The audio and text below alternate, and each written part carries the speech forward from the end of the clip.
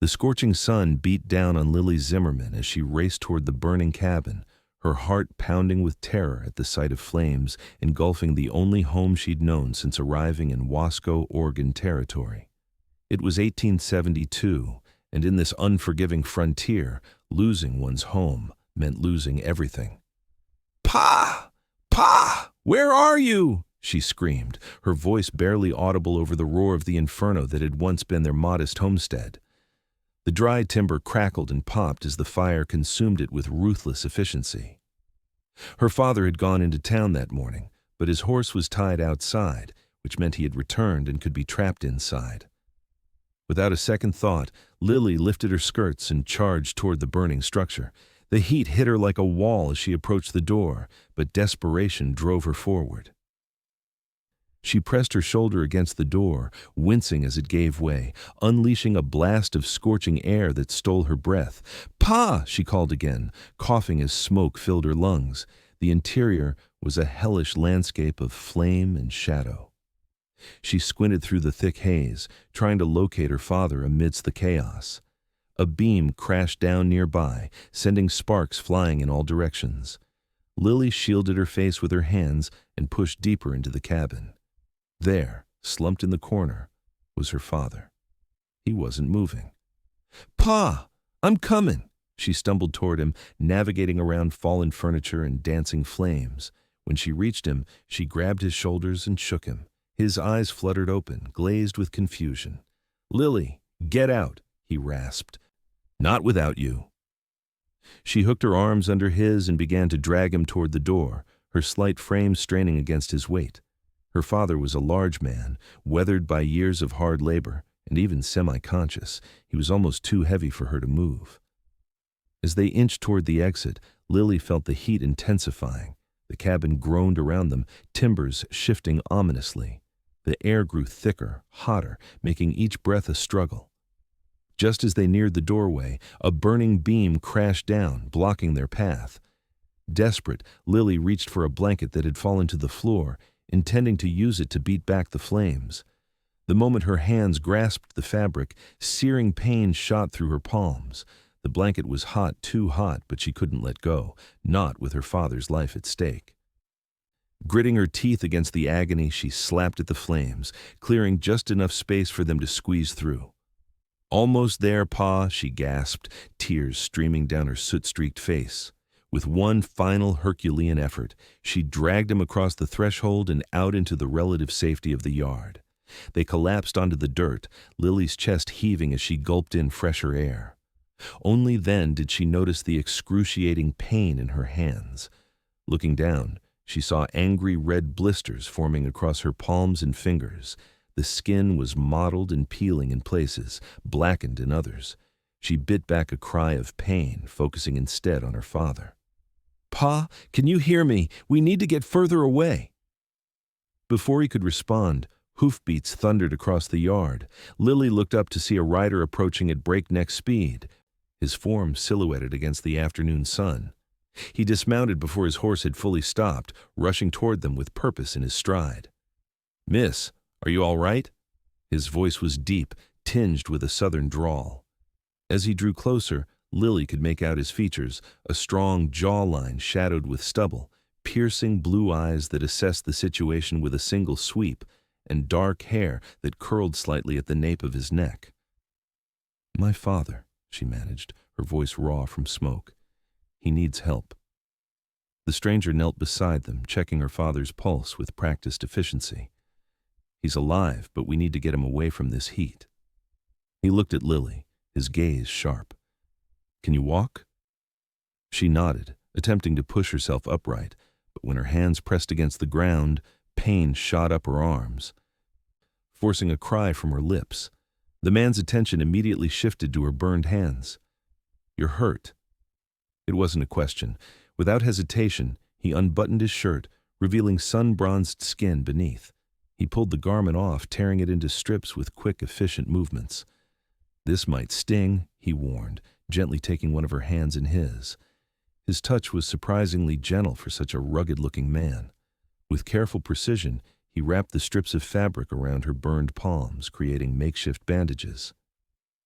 "I'm Wyatt Landers," he said as he worked, his eyes flicking up to meet hers. "I was passing by and saw the smoke. What happened here?" "Lily Zimmerman," she replied, wincing as he secured the bandage on her left hand. "I don't know what happened. I was out gathering herbs, and when I returned—" She gestured helplessly at the burning cabin with her partially bandaged hand. Wyatt finished wrapping her right hand, then turned his attention back to her father. "We need to get you both to a doctor. My horse can carry your father. I'll help you walk." As if on cue, the cabin's roof collapsed with a deafening crash, sending a plume of sparks skyward. Lily flinched, tears springing to her eyes at the sight of their home and everything they owned disappearing before her eyes. "There's nothing left," she whispered. Wyatt's expression softened with understanding. "What matters is that you're both alive. Everything else can be rebuilt." He glanced at the spreading fire, which was beginning to lick at the nearby trees. "But we need to move now, before this gets worse." With surprising strength, he lifted her father and draped him across his horse's back. Then he turned to Lily, offering his arm for support. As she leaned against him, feeling the solid warmth of his bare shoulder beneath her cheek, something shifted inside her, a flicker of hope amidst the devastation. "Thank you," she murmured as they began the slow trek toward town, leaving behind the smoldering ruins of her old life. Wyatt glanced down at her, his blue eyes reflecting the orange glow of the fire behind them. "Don't thank me yet, Miss Zimmerman. We've still got a ways to go." Lily had no way of knowing then just how prophetic those words would prove to be. The journey to Wasco seemed to take an eternity. Every step sent waves of pain through Lily's burned hands, and worry for her father consumed her thoughts. Wyatt led his horse with one hand, the other arm supporting Lily as they walked. Despite the circumstances, she couldn't help noticing the taut muscles of his chest and shoulders, now exposed to the afternoon sun. He'd sacrificed his only shirt to bandage her hands, a kindness from a complete stranger that touched her deeply. "You're not from around here," she observed, breaking the tense silence. Speaking helped distract her from the pain. Wyatt's lips quirked into a half-smile. "That obvious, is it? We don't get many strangers in Wasco. It's not exactly on the main trail." "I'm heading to Portland," he explained. "Got work waiting for me there. Figured I'd take the scenic route, see more of the territory." "And instead, you found us." Lily glanced back at her father, who remained unconscious, bouncing slightly with each step of Wyatt's horse. "Lucky timing, I'd say." His voice was matter-of-fact, but his eyes were kind when they met hers. "Though I reckon you might disagree given the circumstances." Lily thought about that for a moment. "No, I'd say we were blessed that you came along when you did. Without your help." She couldn't finish the sentence, her throat tightening at the thought. They crested a small rise, and Wasco came into view below them, a collection of wooden buildings strung along a single dusty main street. It wasn't much, but the sight of civilization brought tears of relief to Lily's eyes. "The doctor's office is on the far end," she said, pointing with her bandaged hand. "Next to the general store." Wyatt nodded, adjusting his grip on the horse's reins. "Almost there, Miss Zimmerman, just a little further." Their arrival in town caused quite a stir. People emerged from shops and homes, drawn by the unusual sight of a shirtless man leading a horse carrying Frank Zimmerman's unconscious body while supporting his soot-covered daughter. Mrs. Thornton, the blacksmith's wife, was the first to reach them. "Lily, good heavens, what's happened?" Before Lily could answer, Sheriff Dawson pushed through the growing crowd, his hand resting instinctively on his holstered pistol as he eyed Wyatt with suspicion. "What's going on here? Who are you, mister?" "This man saved us," Lily interjected quickly, seeing Wyatt's jaw tighten at the sheriff's tone. "Our cabin caught fire. My father's hurt, and my hands—" She raised her bandaged palms slightly. The sheriff's posture relaxed marginally, but his gaze remained wary. "That true, stranger?" "Yes, sir," Wyatt replied evenly. "Name's Wyatt Landers. I was passing by when I saw the smoke. They need a doctor, not an interrogation." Something in Wyatt's steady gaze must have convinced the sheriff, because he nodded and turned to the crowd. "Someone fetch Doc Miller, quick, and you men, Help get Mr. Zimmerman to the doctor's office." Several townsmen stepped forward to lift Frank from the horse's back. As they carried him away, Lily moved to follow, but her legs, finally giving way after the ordeal, buckled beneath her. Wyatt caught her before she could hit the ground, sweeping her into his arms with surprising gentleness. "I've got you," he murmured, his breath warm against her ear. Cradled against his chest, Lily felt oddly safe despite the day's horrors. She should have felt embarrassed being carried through town by a half-naked stranger, but all she could think about was how grateful she was that he'd found them. Doc Miller was already waiting when they reached his office, doctor held wide as Wyatt carried Lily inside. The small space was quickly crowded with the unconscious form of her father on the examination table, the doctor, Wyatt, and several concerned townspeople trying to peer in through the doorway. "Out, all of you!" Doc Miller commanded, shooing away the onlookers. "I need space to work." He turned to Wyatt. "You can set her down in that chair there, young man." Wyatt complied, lowering Lily carefully into a wooden chair beside the examination table. His hands lingered on her shoulders a moment longer than necessary, as if reluctant to break contact. "Thank you," she whispered, looking up at him. He nodded, a flicker of something unreadable passing across his features before he stepped back, giving the doctor room to work. Doc Miller examined Frank first, listening to his chest and checking his pulse. Smoke inhalation primarily. Some minor burns, but nothing too severe. He's a strong man, he should recover with rest. He turned his attention to Lily, frowning at the makeshift bandages on her hands. "Let's see what we're dealing with here." As the doctor carefully unwrapped Wyatt's torn shirt from her hands, Lily couldn't help glancing at Wyatt, who stood by the door, his broad shoulders nearly filling the frame. He looked uncomfortable, out of place in the small room, yet he made no move to leave. "These are second-degree burns," Doc Miller said, examining her reddened, blistered palms. "Painful, but they should heal without scarring if properly treated." He looked up at Wyatt. Quick thinking with the bandages, clean fabric was the best immediate treatment you could have provided. Wyatt shrugged, his expression guarded. "Seemed like the thing to do." The doctor bustled about, gathering supplies from his cabinets. "I'll apply a salve and proper bandages. You'll need to keep them clean and dry for at least 2 weeks. No heavy work with those hands, understand?" Lily nodded, though inwardly she wondered how she would manage.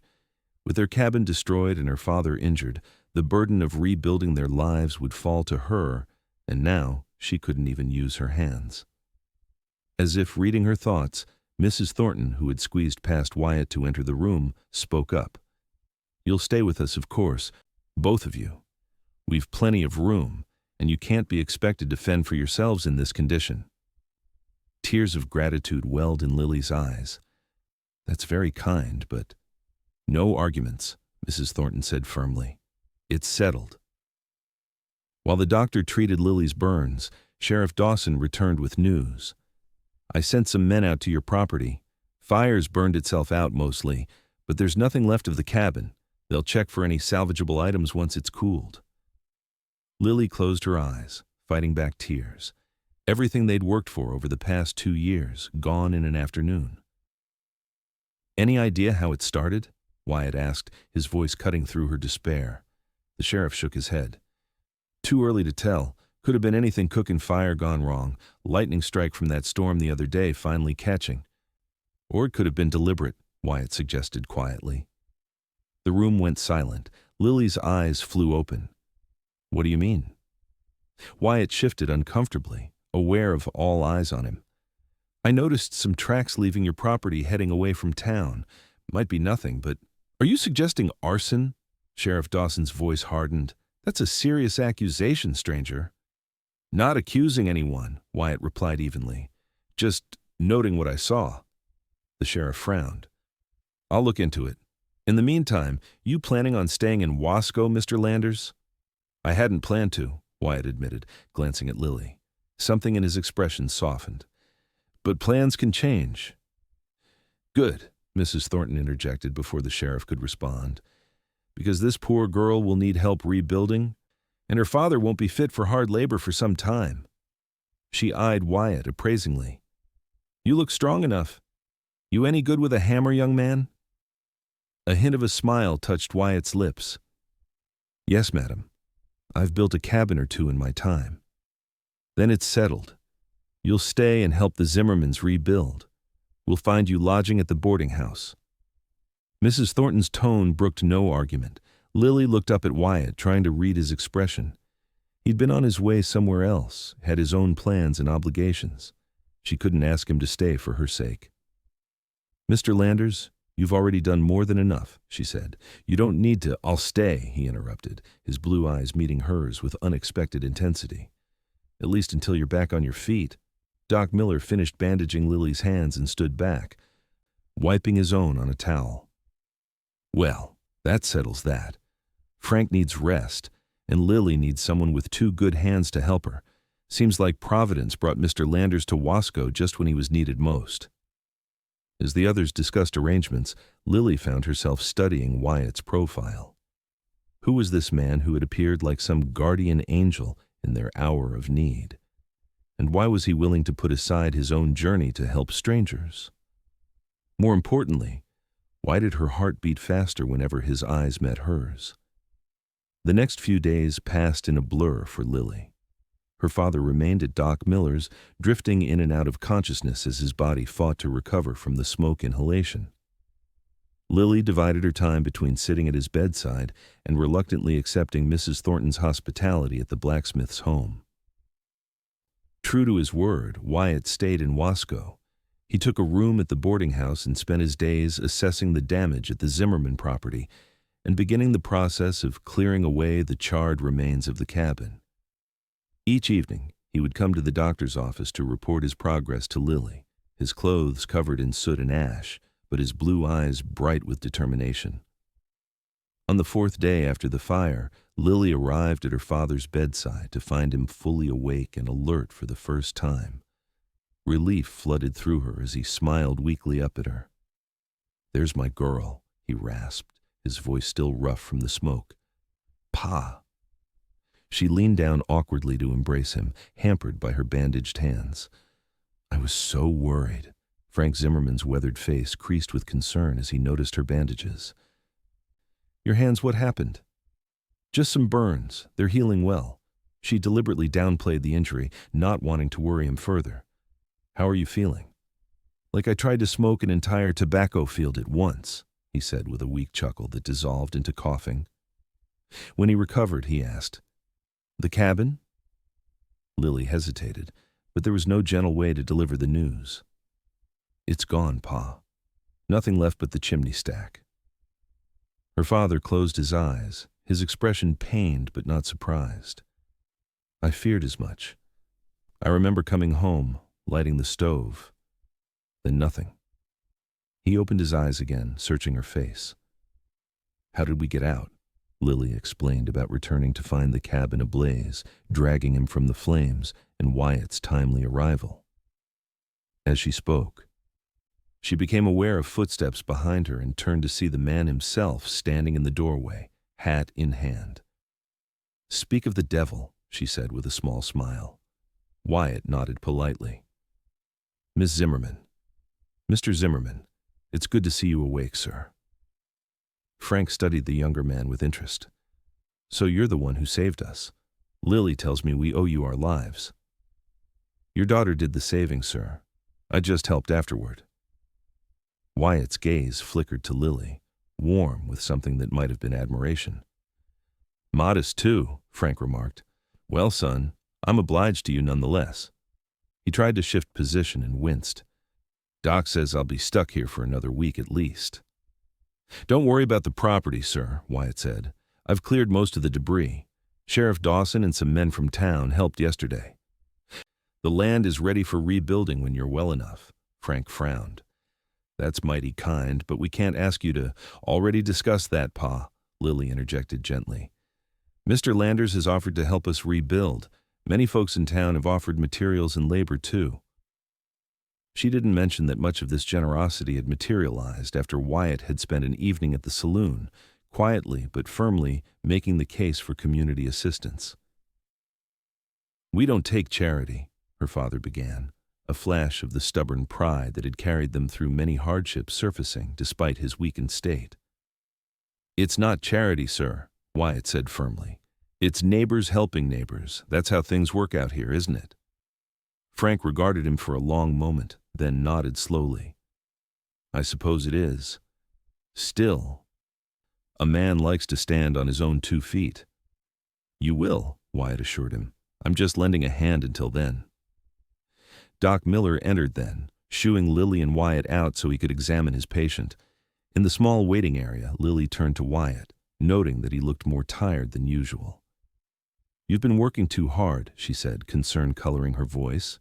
He shrugged. "Work needs doing." Did the sheriff find anything about how the fire started?"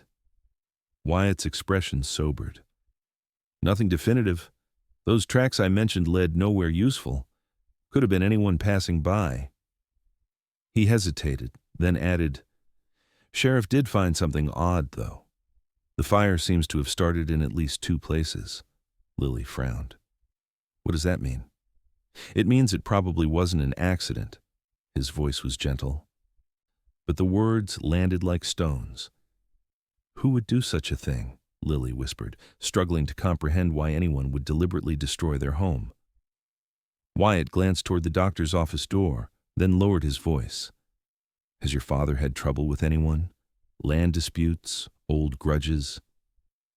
Lily thought back over their 2 years in Wasco. They'd kept mostly to themselves, working their small plot of land, selling herbs and vegetables in town when they had surplus. Her father was reserved but respected. They weren't close with many people, but they had no enemies either. "No, nothing like that," she said finally. "We've always been peaceful folk." Wyatt nodded, though he looked unconvinced. "Well, the sheriff's still looking into it. In the meantime, I've been thinking about the new cabin." Grateful for the change in subject, Lily listened as Wyatt described his plans a larger structure than the original, with proper windows and a covered porch. His enthusiasm was infectious, and Lily found herself adding suggestions, mentally placing furniture, and imagining what life would be like in this new home. "It sounds wonderful," she said when he finished, "but it's too much. We can't possibly afford." "Already taken care of," he interrupted. "The lumber mill owner owed your father a favor, apparently. Something about your father's herbal remedy saving his wife last winter when she had pneumonia?" Lily smiled at the memory. "Pa's wild cherry bark tea. He spent 3 nights brewing it fresh every few hours for Mrs. Campbell. Well, Mr. Campbell hasn't forgotten. He's providing all the lumber we need. At no cost." Wyatt's eyes crinkled at the corners when he smiled. "See? Not charity, just debts repaid." Before Lily could respond, Doc Miller emerged from the examination room. "Your father's doing well, Lily. Another week of rest and he should be fit to move to Mrs. Thornton's, though I'd recommend at least a month before he attempts any strenuous labor." "Thank you, doctor," Lily said sincerely. "May I see him again?" "Briefly. He needs rest more than company right now." Lily turned to Wyatt. "Will you come back with me?" Something flickered in his eyes, hesitation perhaps, or uncertainty. "I should get back to the property. Still plenty of daylight left for working." "Oh," she couldn't hide her disappointment. "Of course." Wyatt settled his hat back on his head, tipping it slightly. "I'll see you this evening, Miss Zimmerman. Mrs. Thornton invited me for supper." After he left, Lily returned to her father's bedside, her thoughts in turmoil. In just a few days, Wyatt Landers had become a fixture in her life, reliable, steadfast, yet still mysterious. She knew almost nothing about him beyond his name, and that he'd been headed to Portland for work. What kind of work? Where had he come from? And why did she find herself watching for him, her pulse quickening whenever he appeared? "You like him," her father observed quietly, interrupting her thoughts. Lily startled. "I what?" Frank's eyes were knowing despite his weakened state. "The young man. Landers. I've seen that look before." "I barely know him, Pa." Sometimes that's all it takes. A shadow passed over her father's face. It was that way with your mother. One look across a crowded church social, and I knew she was the one. Lily rarely heard her father speak of her mother, who had died of fever when Lily was just 8 years old. The memory still pained him, even after all these years. "Mr. Landers is just being kind," she said, deflecting. "He'll be on his way to Portland once we're settled." Her father studied her face. "Maybe. Maybe not. Life has a way of changing our plans when we least expect it." She changed the subject then, telling him about Mrs. Thornton's hospitality and the various town gossip he'd missed during his convalescence. But her father's words lingered in her mind long after she'd left the doctor's office. That evening at the Thorntons' dinner table, Lily found herself acutely aware of Wyatt seated across from her. He'd cleaned up, his dark hair still damp from washing, and someone likely Mr. Thornton had loaned him a fresh shirt. The conversation flowed around them, but Lily found it hard to focus on anything but the way Wyatt's hands moved as he spoke, strong and capable, yet surprisingly elegant. "And then the fence post just toppled right over," Mr. Thornton was saying, finishing a story that had everyone laughing. "Speaking of building," Mrs. Thornton said, turning to Wyatt, "how are plans for the Zimmerman's new cabin coming along?" Wyatt set down his fork, his expression brightening. "Very well, madam. We've got the foundation laid out, and the first logs should arrive tomorrow. If the weather holds, we might have the basic structure up within 2 weeks." "We?" Lily questioned. "You've had help?" "Half the men in town showed up today," Wyatt said with a hint of pride.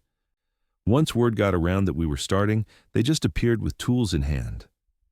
Mrs. Thornton nodded approvingly. "That's Wasco for you. We take care of our own." She cast a meaningful glance at Lily. "Though I must say, it helped having someone organize things. Mr. Landers here has quite a talent for leadership." Wyatt looked embarrassed by the praise. "I just pointed people in the right direction. Everyone was eager to help." "Will you stay to see it finished?" Mrs. Thornton asked, the question Lily had been too afraid to voice herself. A moment of silence fell over the table as everyone awaited his answer. Wyatt's eyes found Lily's across the table, holding her gaze for a heartbeat longer than was strictly proper. "Yes," he said finally, still looking at Lily rather than Mrs. Thornton. "I'll see it through to the end." Something warm unfurled in Lily's chest at his words. It wasn't a declaration or a promise of anything beyond completing the cabin, but the way he'd looked at her. There had been something more in those blue eyes than mere neighborly concern.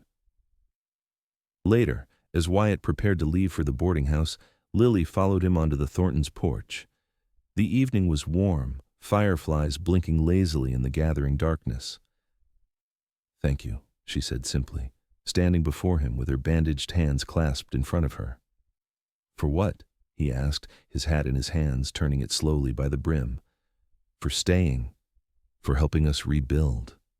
For—" She hesitated, unsure how to express the depth of her gratitude without revealing too much of her growing feelings. "For everything." In the soft light spilling from the house, his features seemed softer, less guarded. "You don't need to thank me, Lily." It was the first time he'd used her given name rather than addressing her formally as Miss Zimmerman. The sound of it in his deep voice sent a pleasant shiver through her. "I do, though," she insisted. "You could have continued on your way after bringing us to town. You had your own plans, your own life waiting in Portland." Wyatt was silent for a long moment, his eyes searching hers. "Some things are more important than plans," he said finally, his voice low. Before she could ask what he meant, Mrs. Thornton called from inside, reminding Lily it was getting late. The spell broken, Wyatt stepped back, settling his hat on his head. "Good night, Lily," he said softly. "I'll see you tomorrow." She watched him walk away down the moonlit street, his tall figure gradually dissolving into the darkness. Only when he had completely disappeared from view did she turn back into the house, her heart beating a strange, new rhythm. 3 weeks passed in a flurry of activity. Each day brought visible progress on the new cabin, which was taking shape on the Zimmerman property with surprising speed. True to his word, Wyatt directed the work with quiet efficiency. accepting help from townspeople when offered, but shouldering much of the heavy labor himself. Lily's hands were healing well. Doc Miller had removed the bandages after 2 weeks, revealing new pink skin, tender but intact. She could use them for light tasks now, though anything requiring significant strength or dexterity remained difficult. Her father had been released from the doctor's care and was staying at the Thorntons alongside Lily, though his impatience to return to his own land was growing daily. "It's a fine cabin," Frank remarked as he and Lily stood surveying the progress one sunny afternoon in late summer. The walls were up, the roof nearly complete. It was larger than their previous home, with proper glass windows and the covered porch Wyatt had promised. "That young man knows his business." Lily nodded, watching as Wyatt directed 2 volunteers in placing the final roof beam. He moved with the confidence of someone who had done this many times before, his instructions clear and precise. In the weeks since the fire, his skin had darkened further under the Oregon sun, and the muscles in his arms and back had become even more defined from the constant physical labor. "He's been a blessing," she agreed, aware of the warmth in her voice that she couldn't quite disguise. Her father gave her a sidelong glance. "He'll be leaving soon, I expect, once the cabin's finished." The thought sent an unexpected pang through Lily's heart. "Yes, I suppose he will. Unless he had a reason to stay." Lily turned to her father, startled by his directness. "Pa!" Frank shrugged, unrepentant. "Just saying what I see, daughter. That man looks at you the way a thirsty man looks at water. And unless I'm much mistaken, you're not indifferent to him either."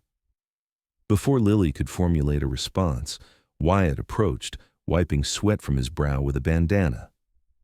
"Mr. Zimmerman, Miss Zimmerman," he greeted them, his formal address at odds with the warmth in his eyes when they rested on Lily. "What do you think of the progress?" "Impressive work, son," Frank said, extending his hand. "You've built us a palace compared to what we had before." Wyatt shook his hand, looking pleased. "It's solid construction. Should last many years." He turned to Lily. "I've added a few touches I thought you might appreciate: built-in shelving in the kitchen area for your herbs and remedies, and a larger window above the sink for better light." The fact that he'd noticed her love of herbalism and thought to accommodate it touched her deeply. "That's very thoughtful. Thank you." An awkward silence fell among them, broken when Frank suddenly declared, "Think I'll go check on those roof beams up close. See if they meet my exacting standards." With a knowing look at his daughter, he ambled toward the cabin, leaving Lily and Wyatt alone.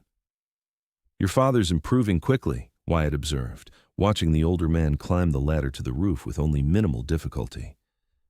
"He's too stubborn to stay down for long," Lily replied with fond exasperation.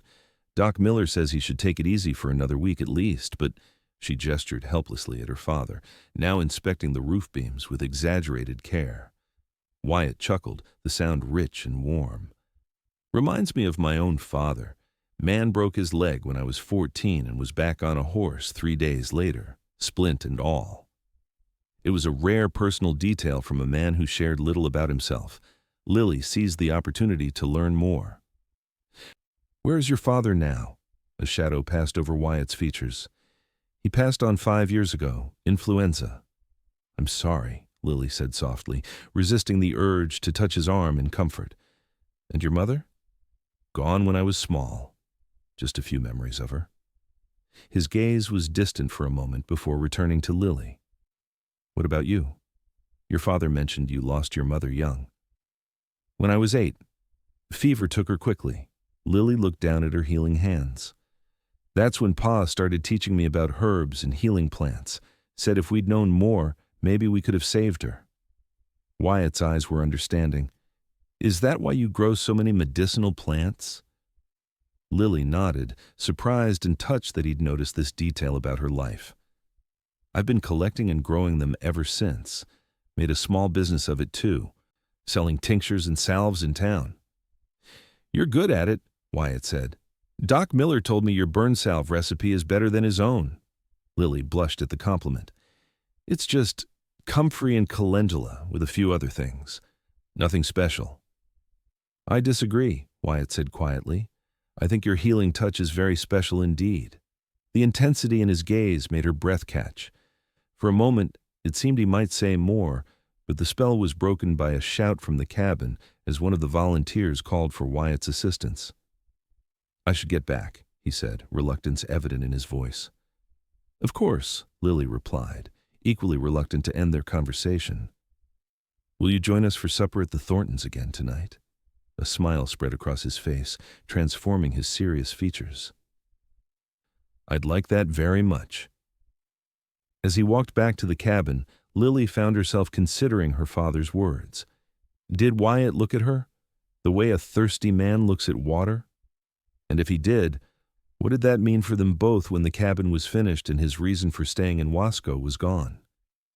That evening at supper, Mrs. Thornton announced that the town was planning a celebration for the following Saturday. A barn dance to celebrate the new Zimmerman home and to properly welcome Mr. Landers to Wasco, she explained, beaming at them across the table. That's really not necessary, Wyatt protested, looking uncomfortable with the attention. Nonsense, Mrs. Thornton said firmly. The whole town's involved in the rebuilding. It's only right we celebrate together when it's done, and it will be done by Saturday. Won't it? Wyatt nodded reluctantly. Barring any unforeseen problems, yes. We'll be putting on the finishing touches tomorrow and Friday. Then it's settled, Mrs. Thornton declared. Saturday evening at the Wilsons' barn. There'll be music and dancing and enough food to feed an army. Lily watched as Wyatt shifted in his seat, clearly uneasy with being the center of attention. Do you dance, Mr. Landers? She asked, partly to tease him, partly out of genuine curiosity. His eyes met hers, a hint of challenge in them now. I've been known to, on occasion, Miss Zimmerman. Do you? On occasion? She echoed with a small smile, enjoying this playful side of him. Then perhaps you'll honor me with a dance on Saturday? His voice was light, but his eyes were serious, watching her reaction carefully. I'd be delighted, Lily replied, aware of Mrs. Thornton and her father exchanging knowing glances across the table. The next 2 days passed in a blur of activity as the cabin was completed. By Friday evening, it stood finished, a handsome structure of squared logs with a sturdy shake roof, glass windows that caught the setting sun, and a wide covered porch, just as Wyatt had promised. Inside, the single large room was divided by half walls into living, sleeping, and cooking areas, with the built-in shelving for Lily's herbs exactly as Wyatt had described. It's perfect, Lily breathed as she stood in the center of the cabin, turning slowly to take it all in. Most of their possessions had been lost in the fire, but neighbors had donated furniture, cooking utensils, and other necessities. It was sparse compared to their previous home, but it was sound and dry, and most importantly, theirs. Wyatt leaned against the doorframe, watching her reaction with evident satisfaction. They were alone for the moment, her father having gone with Mr. Thornton to arrange for their belongings to be moved from the Thorntons' house the following morning. I'm glad you like it, he said quietly. Lily turned to face him, suddenly overwhelmed by emotion. This man, who had been a stranger less than a month ago, had saved not only her life and her father's, but their future as well. Without him, they would still be homeless, dependent on the charity of neighbors, with no clear path forward. Like it? Wyatt, it's more than I ever could have imagined. She moved toward him, stopping just a foot away. I don't know how I'll ever repay you. Something flickered in his eyes, a flash of emotion quickly suppressed. No repayment necessary. It was my pleasure. A silence stretched between them, filled with unspoken words and possibilities. Lily was acutely aware of his presence, of the way the evening light cast his features in sharp relief, of the slight rise and fall of his chest as he breathed. What happens now? She asked, her voice barely above a whisper. Wyatt straightened, no longer leaning against the doorframe. Now you and your father move in tomorrow. Start rebuilding your lives. And you? She held her breath, waiting for his answer. He looked away, out toward the setting sun. I should continue on to Portland. I've delayed long enough. Though she had expected this answer, It still felt like a physical blow. "Of course," she managed, her voice strained. "You've done more than enough for us already. We can't ask you to delay your plans any further." Wyatt turned back to her, his expression unreadable. For a moment it seemed he might say something more, but instead he simply nodded. "I'll stay for the celebration tomorrow. Leave the following morning." "Will you at least tell me what waits for you in Portland?" Lily asked, unable to keep a hint of desperation from her voice. "All this time, and I still know so little about you." Wyatt hesitated, then sighed. "A job with the railroad. Good pay, steady work." He paused, then added, "A chance to put down roots, maybe." "That sounds promising," Lily said, though the words tasted bitter. She should be happy for him, this man who had done so much for her family.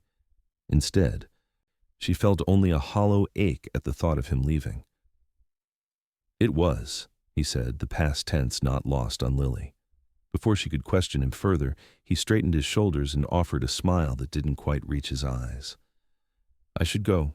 Still a few things to finish up before tomorrow." Lily wanted to stop him, to ask him to stay, to tell him how she'd come to feel about him over these weeks. But the words stuck in her throat. What right did she have to ask more of him when he'd already given so much? "Good night, Wyatt," she said instead, watching as he tipped his hat to her and disappeared into the gathering twilight. That night, lying on her borrowed bed at the Thorntons for the last time, Lily made a decision. Tomorrow at the celebration, she would find the courage to tell Wyatt how she felt. If he still chose to leave for Portland, at least she would know she had tried. She would not spend the rest of her life wondering what might have been if she'd only been brave enough to speak her heart. Saturday dawned clear and bright, a perfect late summer day. By mid-morning, Lily and her father were moved into their new cabin, arranging their few possessions and the donated items to make the space their own. Frank seemed rejuvenated by returning to his land, moving with more energy than he had shown since the fire. "Feels good to be home," he declared, surveying the cabin with satisfaction. "Different home, same land, that's what matters." Lily smiled, though her mind was preoccupied with thoughts of the evening ahead and of Wyatt. She hadn't seen him since their conversation the previous evening, and anxiety gnawed at her. Had she imagined the connection between them? Was she foolish to hope he might consider staying? As the afternoon waned, Lily prepared for the celebration, washing her hair and donning her one good dress, a blue cotton affair with white lace trim that Mrs. Thornton had insisted on altering to fit her properly. It wasn't fancy by city standards, but here in Wasco, it would more than suffice for a barn dance. "You look beautiful," her father said as she emerged from behind the privacy screen in their new home. "Your mother would be proud of the woman you've become." Tears pricked at Lily's eyes at the unexpected compliment. "Thank you, Pa." Frank straightened his own best shirt, slightly singed at one cuff from the fire, but otherwise intact, and offered his arm. "Shall we, daughter? Wouldn't want to keep certain parties waiting?" Lily blushed, but took his arm, and together they set off for the Wilson farm on the edge of town. The celebration was already in full swing when they arrived. Lanterns hung from the rafters of the spacious barn, casting a warm glow over the proceedings. A small band of local musicians played lively tunes in one corner, and tables laden with food and drink lined one wall. It seemed the entire population of Wasco and the surrounding farms had turned out for the occasion. Mrs. Thornton spotted them immediately and hurried over, resplendent in a maroon dress that must have been fashionable a decade ago. "There you are! Everyone's been asking for you. You're the guests of honor, after all." She pulled them into the crowd, where Lily was immediately surrounded by well-wishers offering congratulations on the new cabin and expressing relief at her father's recovery. Amid the flurry of conversation, her eyes searched the barn for one particular face. "He's over there," Mrs. Thornton whispered in her ear, nodding toward the far corner where Wyatt stood in conversation with Sheriff Dawson and several other men. He was dressed more formally than Lily had ever seen him, in a clean white shirt with a dark vest and trousers. His dark hair was neatly combed, and even from across the room she could see he'd shaved for the occasion. As if sensing her gaze, Wyatt looked up, his eyes finding hers instantly across the crowded barn. For a moment, the noise and movement around them seemed to fade away as they regarded each other. Then, Wyatt excused himself from his conversation and began making his way toward her, weaving through the crowd with purpose in his stride. "Miss Zimmerman," he greeted her formally when he reached her side, though his eyes were warm. "You look lovely this evening." "Thank you, Mr. Landers," she replied, equally formal despite the pounding of her heart. "You clean up quite well yourself." A half-smile tugged at his lips. "High praise, coming from you." The band struck up a new tune, a lively reel that had couples quickly forming sets on the makeshift dance floor in the center of the barn. "I believe you promised me a dance," Wyatt said, extending his hand. Lily placed her hand in his, noting how her once-burned skin, now mostly healed, looked delicate against his sun-darkened palm. "I did." He led her to the dance floor, taking position opposite her as the sets formed. The dance was a familiar one, with couples weaving between each other, separating and coming together again in a pattern as old as time. Despite his earlier modesty, Wyatt proved to be a capable dancer, moving with the same confident grace he showed in all physical activities. As they circled each other, hands meeting and parting in the figures of the dance, Lily found herself studying his face, committing it to memory. If this was to be their last evening together, she wanted to remember every detail, the way the corners of his eyes crinkled when he smiled, the slight cleft in his chin, the intensity of his gaze when it rested on her. When the dance ended, Wyatt led her to the edge of the floor rather than back to where her father stood, watching them with undisguised interest. "Would you like some air?" he asked, gesturing toward the barn doors, beyond which the night sky sparkled with stars. Lily nodded, her pulse quickening at the thought of being alone with him.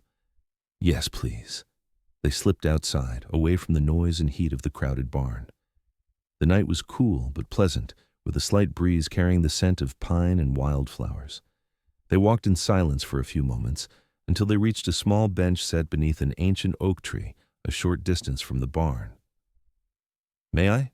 Wyatt gestured to the bench. "Of course." They sat side by side, close enough that Lily could feel the warmth of his arm next to hers, though they weren't quite touching. The sounds of the celebration continued behind them, muted by distance into a pleasant background hum. "Your hands," Wyatt said suddenly, reaching for her right hand and turning it palm up in his. "They've healed well." Lily nodded, hyper-aware of his touch as his thumb traced the line of her palm where the worst of the burns had been. "Thanks to your quick thinking with the bandages." He shook his head, still studying her hand. "You would have been fine without me. You're stronger than you give yourself credit for, Lily Zimmerman." The use of her full name, spoken with such warmth and conviction, gave her courage. "Wyatt," she began, "I need to tell you something before you leave tomorrow." He looked up from her hand, his eyes serious in the moonlight. "I'm listening." Lily took a deep breath. "These past weeks since the fire, you've become important to me, more than important." The words felt inadequate, but she pressed on. "I know you have plans, a job waiting in Portland, but I wish you would stay. Here, in Wasco." She swallowed hard, then added in a whisper, "With me." Wyatt was still for so long that Lily began to fear she had misread everything, that the connection she'd felt had been entirely one-sided. Then, slowly, a smile spread across his face, a real smile that reached his eyes and transformed his features. "I was hoping you might say that," he said softly. Relief and joy flooded through her. "You were?" He nodded, his hand still holding hers. "I've been trying to find the courage to tell you that I don't want to leave. That job in Portland, it's just a job. But you—" He paused, seeming to search for words.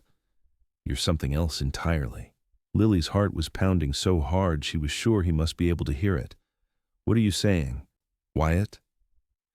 "I'm saying that I think I've been falling in love with you since the moment I saw you dragging your father from that burning cabin," he admitted, his voice low and earnest.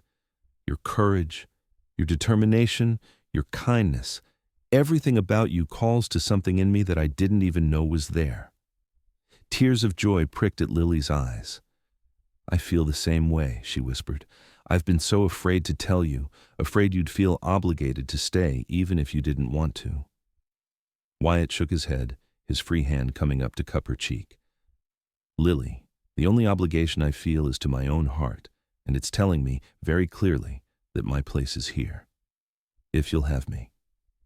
In answer, Lily leaned forward and pressed her lips to his. The kiss was gentle at first, tentative, but quickly deepened as Wyatt's arms slipped around her waist, drawing her closer. His lips were warm and firm against hers, and when they finally broke apart, both were breathing faster. I'll take that as a yes, Wyatt murmured, his forehead resting against hers. Lily laughed, happiness bubbling up inside her like a spring. Yes. 1,000 times yes. They might have stayed there beneath the oak tree for hours, wrapped in each other's arms and making plans for a future neither had anticipated, if a voice hadn't called from the direction of the barn. Lily, you out here, daughter? Reluctantly, Wyatt released her, though he kept hold of her hand. We should get back, he said, helping her to her feet, before your father sends out a search party. Lily nodded, though she was reluctant for this perfect moment to end. What will you tell him? Wyatt's expression grew serious. The truth, that I love his daughter and want to stay in Wasco, that I'll work hard to prove myself worthy of her. He paused, then added with a hint of humor, and that I hope he doesn't own a shotgun. Lily laughed, squeezing his hand. He'll be pleased. He likes you already, you know. Says you remind him of himself when he was younger. High praise indeed, Wyatt said, leading her back toward the barn. I just hope I can live up to it. As they approached, Frank emerged from the barn, spotting them immediately. His expression shifted from concern to understanding as he noted their clasped hands and Lily's radiant smile. There you are, he said, his tone mild. Mrs. Thornton's looking for you both. Something about cutting the cake she baked in honor of the new cabin. We'll be right there, Pa, Lily assured him, unable to keep the happiness from her voice. Frank's gaze shifted to Wyatt. Changed your mind about Portland, have you, son? Wyatt straightened, meeting the older man's gaze directly. Yes, sir, if that's acceptable to you. I'd like to stay in Wasco. Build a life here. A slow smile spread across Frank's weathered face. With my daughter, I presume? If she'll have me, Wyatt confirmed, his hand tightening slightly around Lily's. Frank looked between them, his expression softening. Well, it's about time. Was beginning to think I'd have to lock you two in the root cellar to get you to admit your feelings. He clapped Wyatt on the shoulder. You have my blessing, boy, though I expect you to do right by her. I will, sir. You have my word. Frank nodded, satisfied. Good. Now come on, both of you. Can't keep Mrs. Thornton waiting or we'll never hear the end of it. As they followed her father back into the barn, Lily leaned close to Wyatt. That went well. Wyatt chuckled, his arms slipping around her waist. Better than I expected, though I think he's right about Mrs. Thornton. We'd better hurry.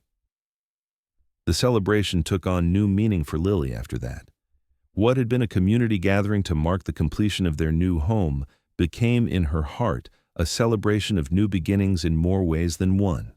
As she stood beside Wyatt while Mrs. Thornton ceremoniously cut the cake, an elaborate creation decorated with sugar flowers, she felt as though her heart might burst with happiness.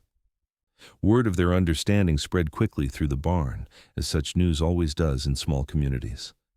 Lily found herself accepting congratulations from neighbors and friends, many of whom confessed they had seen this coming from the moment Wyatt had arrived in town with his shirt torn to bandage her burned hands.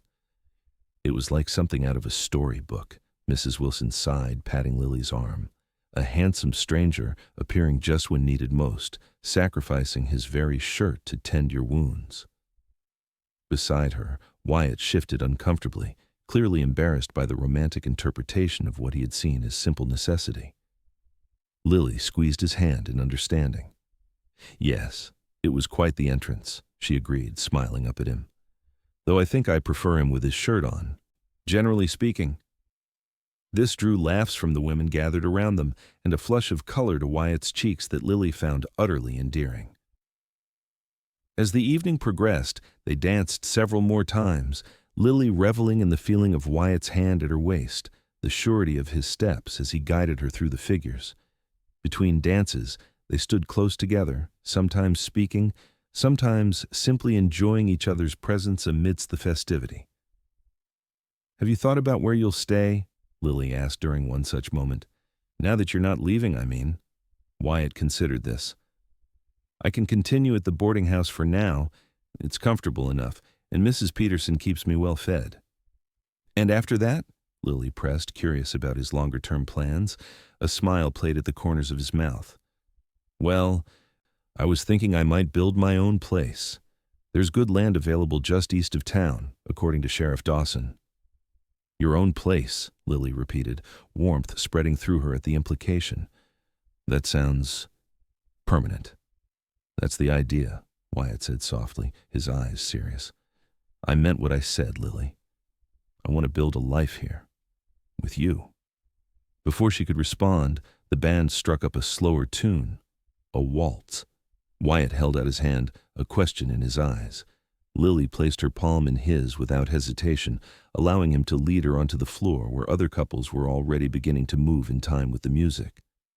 Wyatt's hand settled at the small of her back, warm and secure, as his other hand clasped hers. Unlike the energetic reels they'd danced earlier, the waltz required them to stand closer, moving as one across the floor in sweeping circles.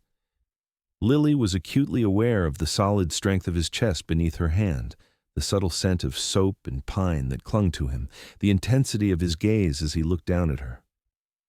"I never imagined this," she confessed as they moved together, her skirts swirling around them. "When I saw you riding toward our burning cabin that day, I never dreamed." "Neither did I," Wyatt admitted. "I was just passing through, headed somewhere else entirely. And then, there you were, your hands burned raw from saving your father, refusing to leave his side even in pain." He shook his head slightly, wonder in his expression. "How could I not fall in love with such courage?" Lily's heart swelled at his words. "And how could I not fall in love with a man who would tear his own shirt to bandage a stranger's wounds?" They continued to dance, lost in each other's eyes as the music played on.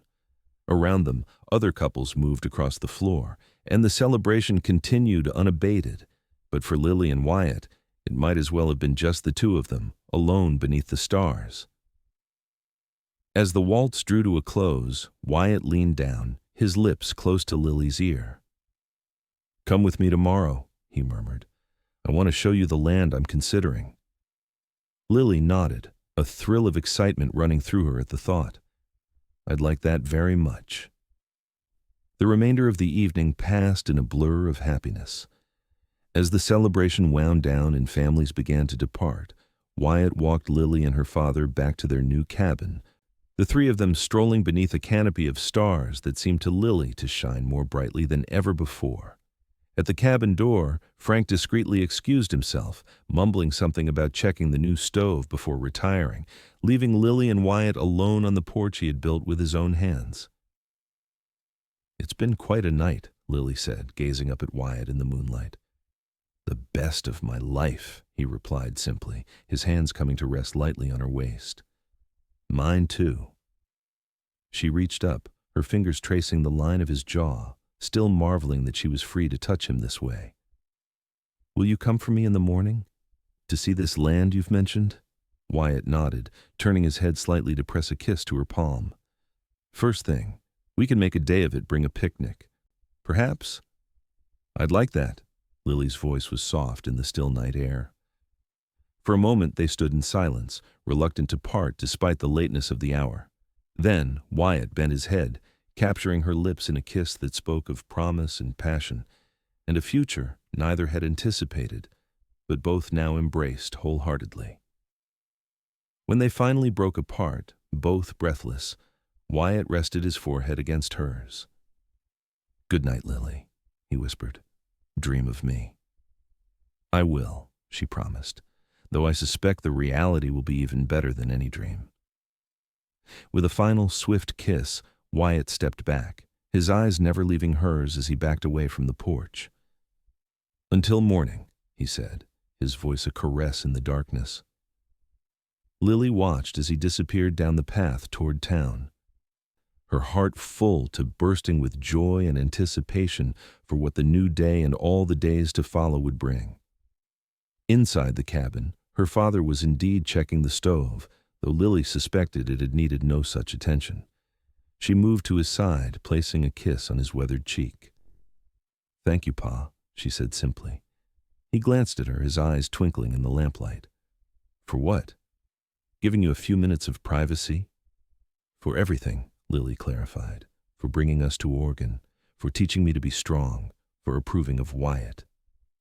Frank smiled, the lines around his eyes deepening. "He's a good man, Lily. Solid. The kind who keeps his word and works with his hands." He patted her shoulder affectionately. "Your mother would have liked him." Tears pricked at Lily's eyes at the mention of her mother. "I think so too. Now get some sleep," her father advised, moving toward his sleeping area. "Something tells me tomorrow's going to be an important day." Lily smiled, knowing he was right. Tomorrow would be the first day of her new life, a life with Wyatt Landers in it.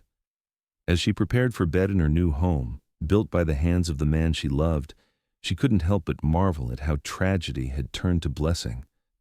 From the ashes of their old life, something new and beautiful had emerged like a phoenix rising from the flames. True to his word, Wyatt arrived early the next morning, his horse saddled and ready, leading a second mount for Lily.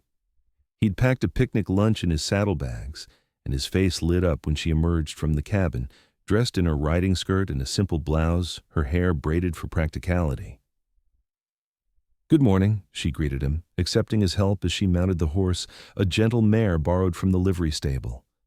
"Morning," he replied, his hand lingering on hers a moment longer than necessary. "Sleep well." "Better than I have in weeks," Lily admitted. "You?" A smile tugged at his lips. "Barely slept at all, too excited about today." They set off at a leisurely pace, riding east from Wasco toward the foothills that marked the edge of the valley. The morning was crisp and clear, promising another beautiful late summer day. As they rode, Wyatt pointed out landmarks and features of the landscape, sharing his observations about the soil quality and water access with the practiced eye of someone who had worked the land before. After about an hour's ride, they crested a small rise, and Wyatt reined in his horse, gesturing to the valley that spread out below them. "There it is," he said, a note of pride in his voice. "What do you think?" Lily gazed out over the scene before her, taking in the gently rolling meadow, dotted with stands of pine and oak, a small creek winding through its center like a silver ribbon.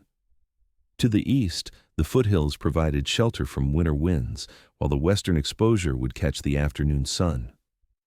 "It's beautiful," she breathed, genuinely impressed. The land was uncultivated but rich with potential good soil for crops, pasture for livestock, timber for building, and water aplenty. 20 acres, Wyatt said, his eyes scanning the property with evident satisfaction. "Sheriff Dawson says the previous claim was abandoned last year when the owner decided to try his luck in California. The land office in Portland is holding it, but he's written to reserve it for me." Lily turned to him surprised. "You've already started the process, even before last night?" Wyatt looked slightly sheepish. "I hoped you might feel the same way I did. And even if you didn't," he shrugged, "this is good land. I could make a life here regardless." The casual declaration touched Lily deeply.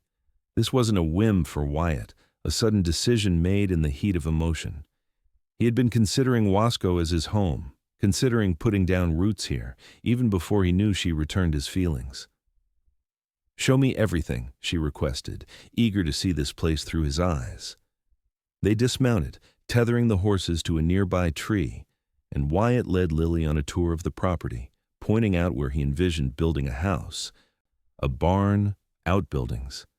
He spoke of crops that might thrive in the rich soil, of the fruit trees he planned to plant along the southern slope. "And here," he said, stopping in a small clearing near the creek, "is where I thought we might have our picnic." The spot was perfect, sheltered by trees but open to the sky, with the gentle sound of flowing water nearby. Wyatt spread a blanket on the ground and unpacked their lunch: bread, cheese, cold chicken, and apples, along with a jug of sweet cider. As they ate, Lily found herself studying Wyatt's profile against the backdrop of what might someday be their land. He seemed more relaxed here, away from town, as if the open spaces allowed him to breathe more freely. "You've done this before, haven't you?" she asked. "Homesteaded, I mean." Wyatt nodded, taking a sip of cider before answering. "In Colorado with my father. We built a place not unlike what I'm imagining here. Had it for 8 good years before." He trailed off, a shadow crossing his features. "Before what?" Lily prompted gently. Wyatt sighed, setting down his cup. "Before a dispute with a neighboring rancher turned ugly. He wanted our water rights, thought our little spread was blocking his expansion." His jaw tightened at the memory. "One night our barn caught fire. Suspicious timing, considering we'd refused his latest offer the day before." Lily's hand flew to her mouth, the parallel to her own experience unmistakable. "Like our cabin. That's partly why I suspected arson when I saw your place burning," Wyatt admitted. "I've seen what greed can drive men to do." "What happened? With your place in Colorado?" "We rebuilt the barn. Stood our ground." Wyatt's expression darkened. "But the rancher wasn't done. He hired men to intimidate us, run off our stock. My father refused to be driven out." He paused, his voice dropping. "One day I rode into town for supplies. When I returned, I found him on the porch, shot through the chest." "Oh, Wyatt," Lily whispered, reaching for his hand. "I'm so sorry." He gripped her fingers tightly, as if drawing strength from her touch. "The official ruling was that he surprised an intruder. No one was ever charged." The bitterness in his voice made it clear he didn't accept that explanation. "I sold the land, couldn't stand to stay there knowing his killer went free. Been drifting ever since, working ranch jobs, cattle drives, whatever paid enough to keep moving."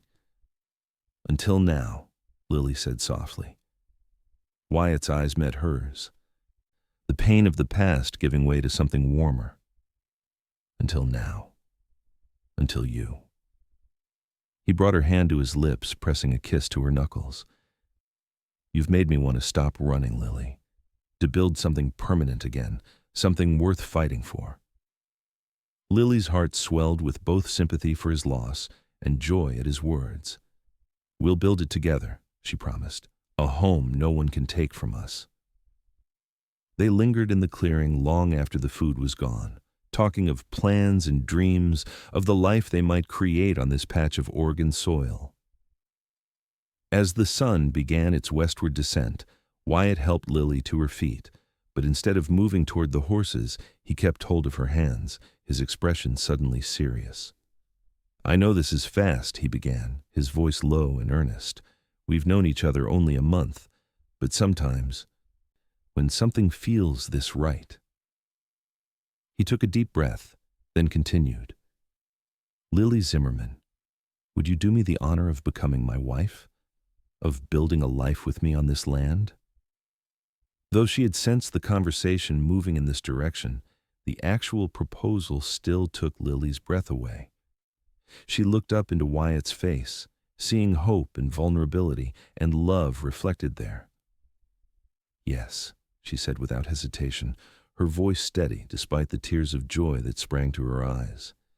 "Yes, Wyatt Landers, I will marry you."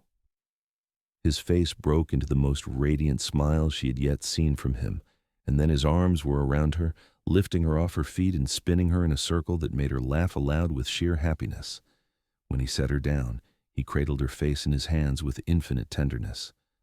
"I love you, Lily. More than I thought possible."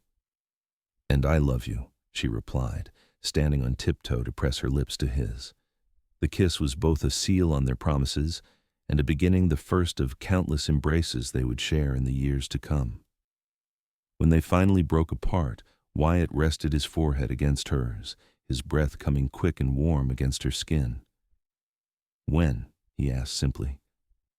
Lily considered this. Traditional engagements lasted months, sometimes years, but there was nothing traditional about their courtship, and life on the frontier followed different rules than the cities back east. "As soon as you have the land secured," she decided, "and the foundation of the house laid. I don't need a finished home to start our life together, just the promise of one." Wyatt nodded, his eyes never leaving hers. "I'll write to Portland tomorrow, expedite the claim process.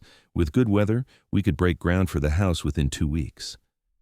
"And marry by harvest time," Lily finished for him, the plan taking shape between them with the same natural ease that had characterized their relationship from the start.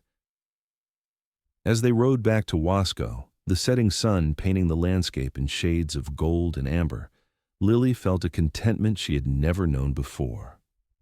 The fire that had seemed like such a tragedy had led directly to this moment, this joy. Her burned hands had healed, leaving only the faintest traces of their ordeal, just as her heart, once cautious and self-contained, had opened to embrace a love she hadn't been looking for, but now couldn't imagine living without. Frank was sitting on the porch when they returned, whittling a piece of wood with the same patient skill he applied to all tasks. He looked up as they approached, his keen eyes noting their clasped hands and radiant expressions. "Productive day?" he asked mildly, though the twinkle in his eye suggested he already guessed the answer. "Very," Wyatt replied, helping Lily down from her horse. "Sir, with your blessing, I've asked for Lily's hand in marriage." Frank set aside his whittling, regarding them both with an expression that mingled joy and wistfulness. "And I take it my daughter had the good sense to accept?" "I did, Pa," Lily confirmed, moving to sit beside him on the porch steps. "We're thinking of a wedding before harvest."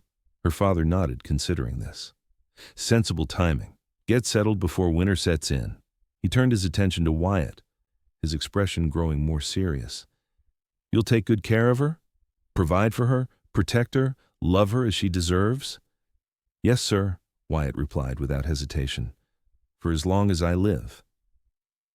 Frank studied him for a long moment, then nodded, apparently satisfied with what he saw.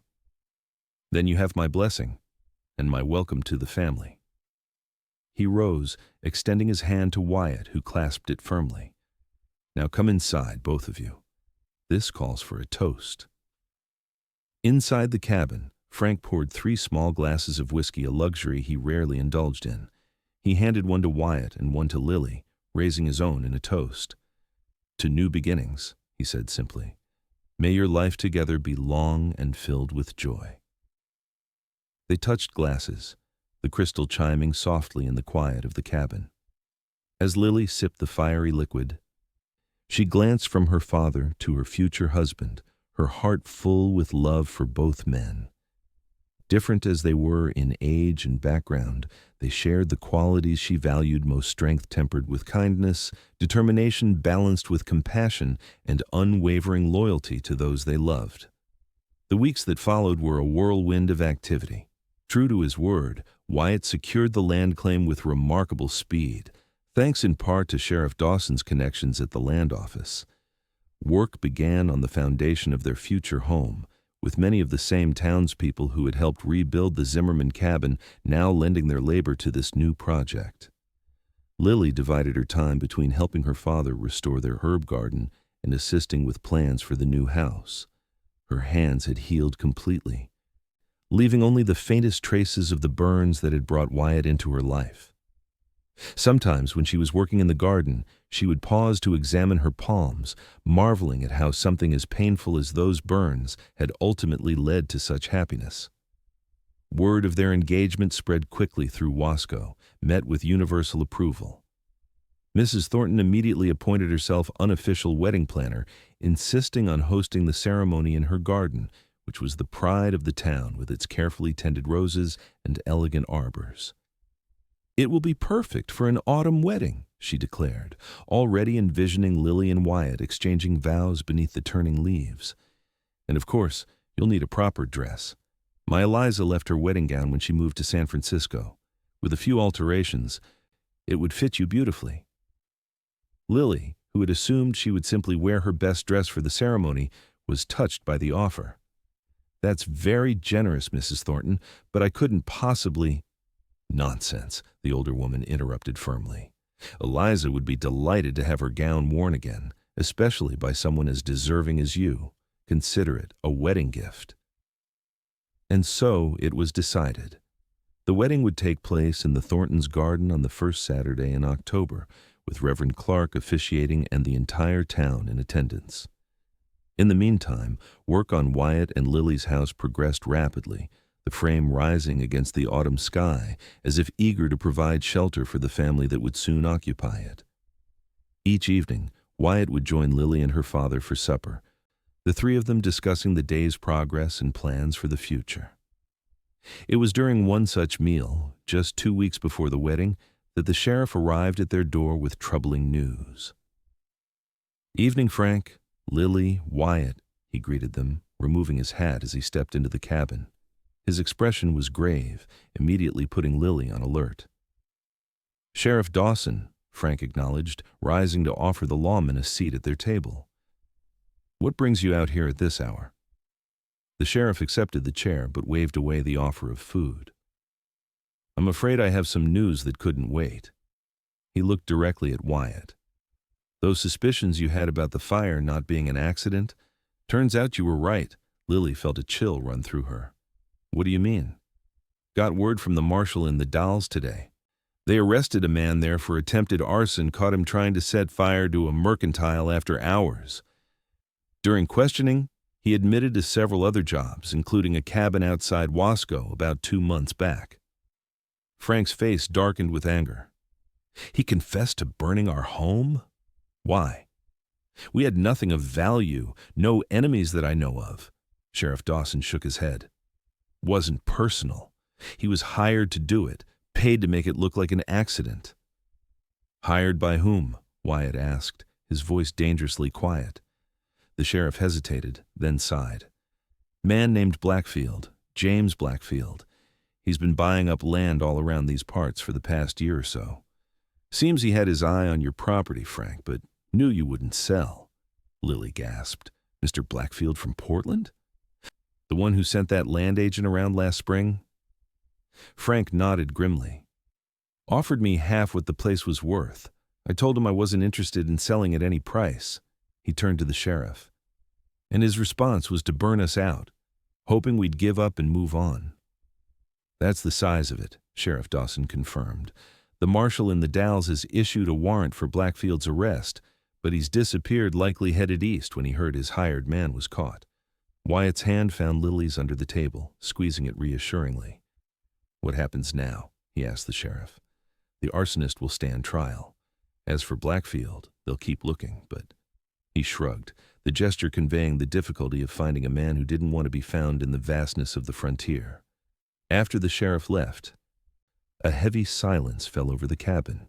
Lily looked from her father to Wyatt, noting the tight set of both men's jaws, the anger simmering beneath their controlled exteriors. "He nearly killed us," she said quietly, the full reality of what had happened finally sinking in. "For land. Just land." Wyatt rose from the table, moving to the window to stare out into the gathering darkness. "Some men value property over human life," he said, his voice bitter with the knowledge born of personal experience. "They see the land only as something to own, to exploit, not as something to nurture and be nurtured by in return." Frank joined him at the window, placing a hand on the younger man's shoulder. "Men like that don't understand what really matters. They never will." He turned back to Lily. "We're alive. We have a new home. Thanks to our neighbors and to Wyatt here. And soon we'll have a wedding to celebrate. That's what we should focus on, not the actions of a man like Blackfield." Lily nodded, drawing strength from her father's pragmatic outlook. "You're right, Pa. We won't let him take anything more from us, not our peace of mind, not our happiness." Wyatt turned from the window, his expression softening as he looked at Lily. "No, we won't," he agreed. crossing back to take her hand. "In fact, I'd say we've gained far more than we lost in that fire." The knowledge that the fire had been deliberately set cast a momentary shadow over their preparations, but as Frank had advised, they refused to let it diminish their joy in the approaching wedding. If anything, the revelation strengthened their resolve to build a future together, secure in the knowledge that they had already weathered a significant trial and emerged stronger for it.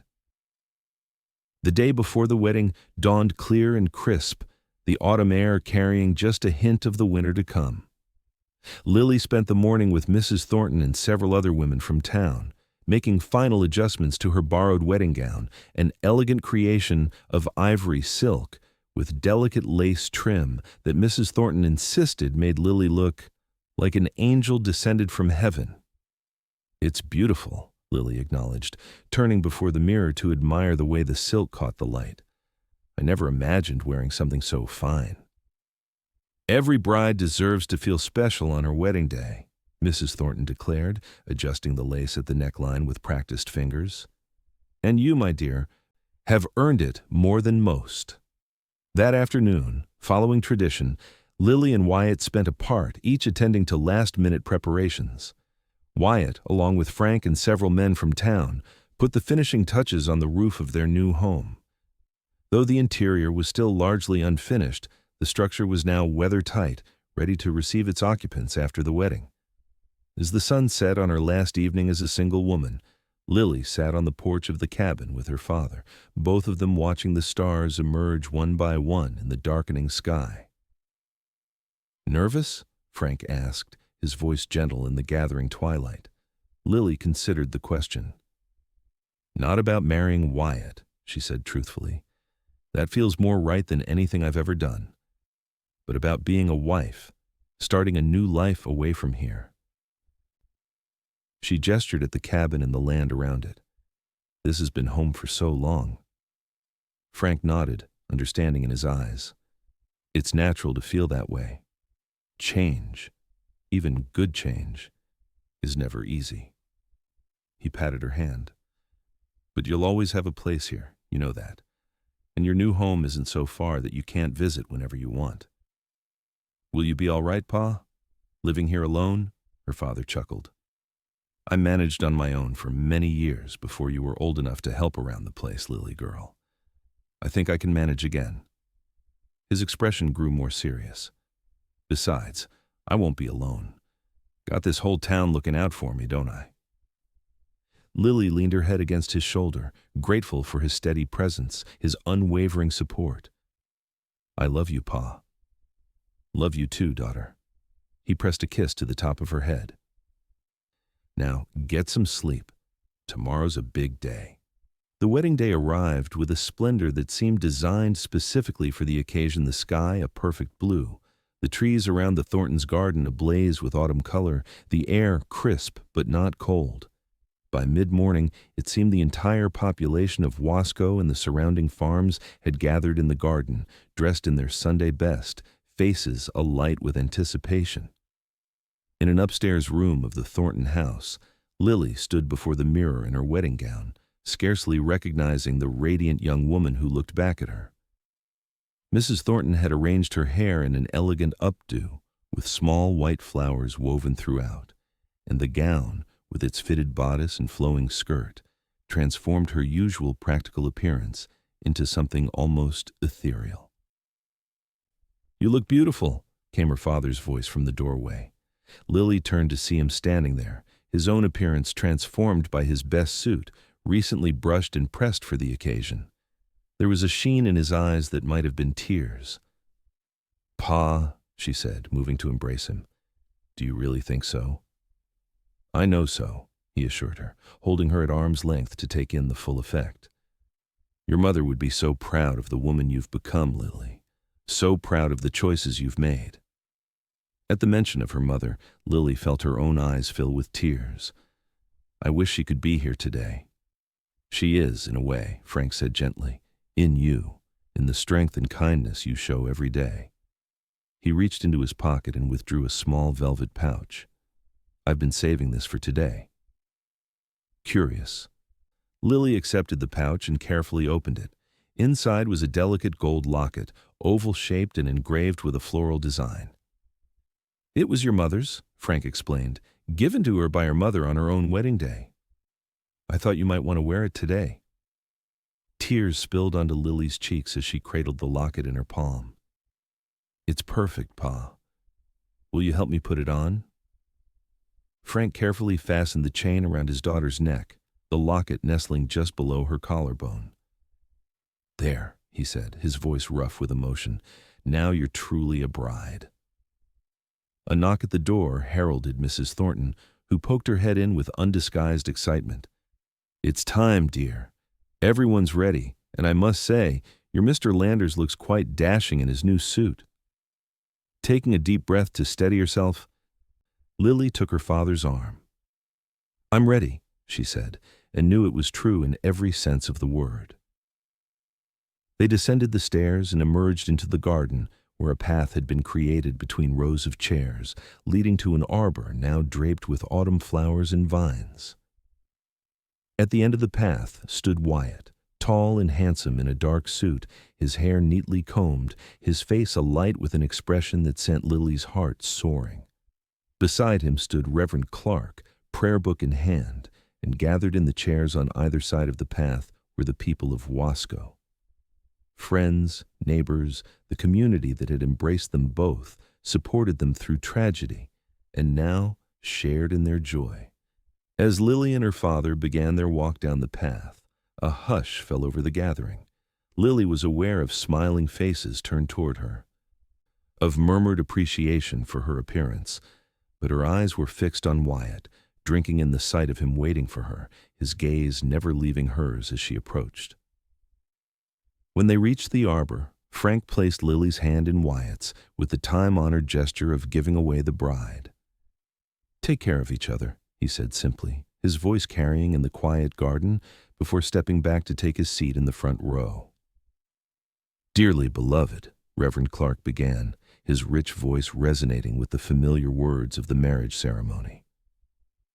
As the Reverend spoke of love and commitment, of the sanctity of marriage and the responsibilities it entailed, Lily found herself lost in Wyatt's eyes, reading there all the promises they had already made to each other, promises of love, of partnership, of a shared future built on mutual respect and deep affection. When the time came to exchange vows, Wyatt's voice was steady and sure, his words reaching every corner of the garden as he pledged himself to Lily for all the days of his life. Lily's own voice, though softer, was no less certain as she made the same commitment in return. The rings they exchanged were simple gold bands, Wyatt's newly purchased from the jeweler in the Dalles, Lily's a treasured family piece that had belonged to her paternal grandmother. As Wyatt slipped the ring onto her finger, his hand trembled slightly, the only outward sign of the emotion he was feeling. "By the authority vested in me," Reverend Clark pronounced, "I now declare you husband and wife." He smiled at Wyatt. "You may kiss your bride." Wyatt needed no further invitation. Cupping Lily's face in his hands with infinite tenderness, he lowered his lips to hers in a kiss that was both gentle and profound, a sealing of their vows, a promise of the lifetime they would share. The garden erupted in applause and cheers as they broke apart, both slightly breathless and beaming with happiness. Hand in hand, they turned to face their friends and neighbors as Reverend Clark presented them to the gathering as Mr. and Mrs. Wyatt Landers.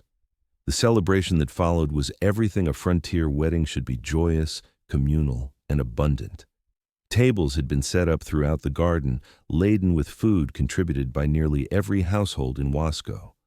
There was music from the same local band that had played at the barn dance, their cheerful tunes filling the air as people ate, drank, and offered congratulations to the newlyweds. As the afternoon progressed, Lily found herself surrounded by well-wishers, many of whom had specific advice to offer the new bride, some practical, some humorous, all well-intentioned. Mrs. Thornton, in particular, seemed determined to impart every piece of marital wisdom she had acquired over her 30 years with Mr. Thornton. The secret is to let him think he's in charge, she whispered conspiratorially, while actually guiding things your way. Men need to feel important, you know. Lily nodded politely, though she suspected her relationship with Wyatt would be built on more equal footing than Mrs. Thornton's generation might be accustomed to. Throughout the afternoon, she and Wyatt were rarely more than a few feet apart, constantly seeking each other out with their eyes across the garden, sharing private smiles amid the general festivity. When they did manage a moment alone, shielded briefly from the crowd by the large oak at the edge of the garden, Wyatt pulled her into his arms with undisguised eagerness. "Mrs. Landers," he murmured against her hair, the name still new and wonderful to both their ears. "You are the most beautiful bride this territory has ever seen." Lily laughed softly, her hands resting on his chest. "You're biased, Mr. Landers." "Absolutely," he agreed, pressing a kiss to her forehead. "And proud of it." As evening approached, lanterns were lit throughout the garden, casting a warm, golden glow over the proceedings. The band struck up a waltz, and Wyatt led Lily onto the small dance floor that had been created for the occasion, other couples joining them as they moved in time to the music. "Happy?" Wyatt asked softly as they danced, his arms secure around her waist.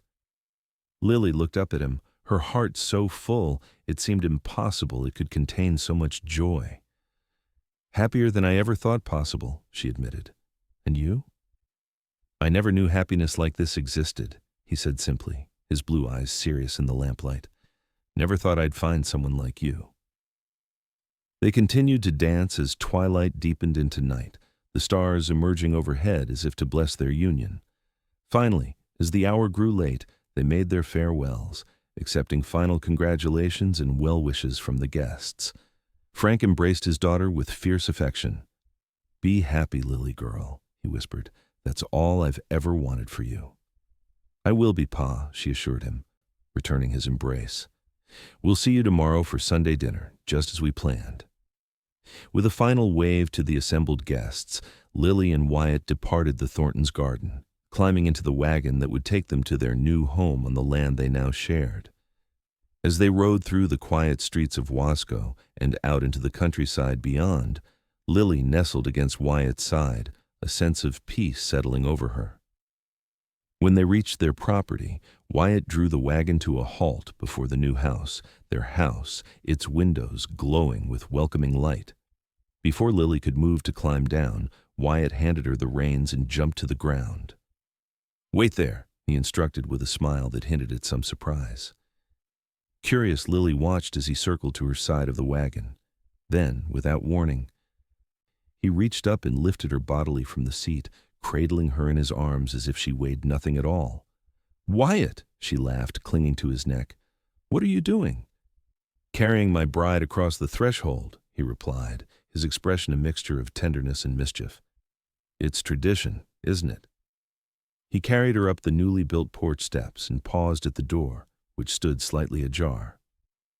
"Welcome home, Mrs. Landers," he said softly, pushing the door open with his foot and carrying her into their new home. Lily gasped in delight at the scene that greeted her. Someone likely Mrs. Thornton and her circle of friends had been busy while they were at the wedding. The main room of the house, though still rustic with its unfinished walls, had been transformed with fresh curtains at the windows, a colorful braided rug on the floor, and bunches of dried flowers hanging from the rafters. A fire crackled merrily in the stone fireplace, casting dancing shadows across the room. Most surprising of all was the large brass bed that dominated one corner of the room, made up with crisp white linens and a handmade quilt in shades of blue and green that complemented the surrounding landscape visible through the windows. "When did all this happen?" Lily asked, amazed as Wyatt set her gently on her feet. "Yesterday, while you were being fitted for your dress," he admitted, looking pleased by her reaction. "I wanted our first night here to be special." Lily turned in a slow circle, taking in all the thoughtful details that had gone into preparing their home. "It's perfect," she said, her voice thick with emotion. "Absolutely perfect." Wyatt moved to stand behind her, his arms encircling her waist, his chin resting atop her head. "We have good friends," he observed, "and now we have a good life ahead of us." Lily leaned back against his solid chest, feeling the steady beat of his heart against her shoulder blades. "Yes," she agreed softly, "a very good life indeed." Later, as they lay together in their new bed, the fire burning low in the grate, Lily traced the line of Wyatt's jaw with gentle fingers, still marveling that this man was now her husband. "What are you thinking?" he asked, capturing her hand and pressing a kiss to her palm, the same palm that had once been burned raw, that he had bandaged with strips of his own shirt on the day they met. "I'm thinking about how strange life is," she replied honestly.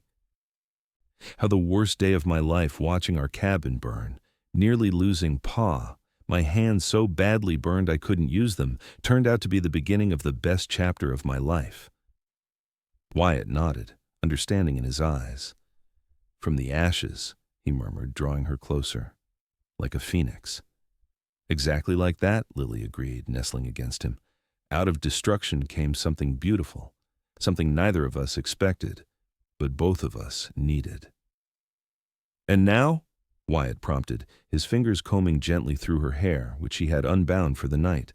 Lily smiled up at him, her heart so full it seemed to illuminate her from within. "Now we build on that beginning. Together." As Wyatt lowered his lips to hers once more, Lily closed her eyes, surrendering to the love that had found them both amid the smoke and flames of a fateful summer day. Her hands, once burned and bandaged, now healed and strong, reached up to draw him closer, secure in the knowledge that the fire that had nearly destroyed her life had instead forged the strongest bond of all, a love tempered by adversity, strengthened by shared purpose, and destined to burn bright for all the years to come.